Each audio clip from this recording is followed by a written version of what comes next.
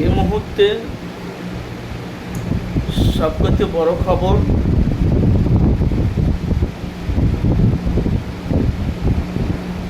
আপনারা জানেন 26শে বিধানসভা ভোট পেরিয়ে গেল,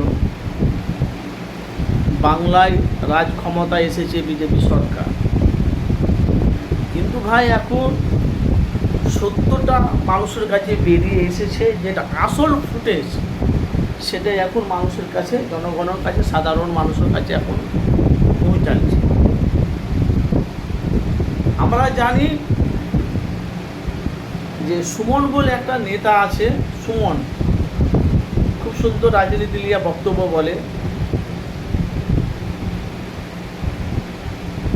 শওকত মোল্লার সাথে যে নওশাদ সিদ্দিকী যে লড়াইটা ছিল, শওকত মোল্লার সাথে যে লড়াইটা যে ছিল নওশাদ সিদ্দিকীর সাথে,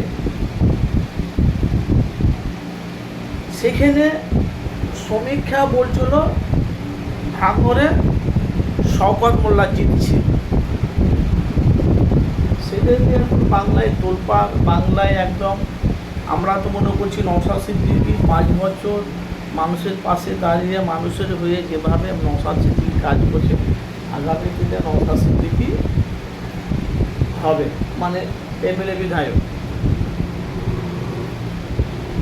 কিন্তু এখন পরিস্থিতি দেখতে পাচ্ছি যে নওশাদ সিদ্দিকী যে এখন যে বাংলায় যেভাবে মানুষের হয়ে মানুষের পাশে থেকে যেভাবে নওশাদ সিদ্দিকী কাজ করছে,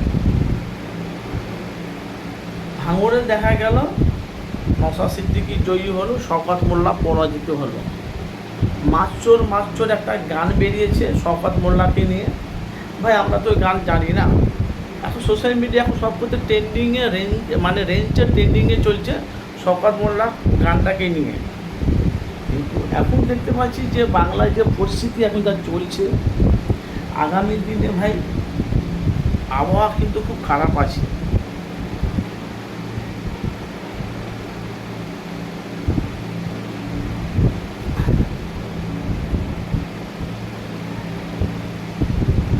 বিরোধী দল এখন বাংলাতে বিরোধী দল হলো একটাই, তৃণমূল বিজেপিকে পরাজিত করার জন্য দল ছিল, সেই দলটা হলো আইএসএফ, বামফ্রন্ট সিপিএম, আর মুর্শিদাবাদে যে ইউপি জনতা উন্নয়ন পার্টি।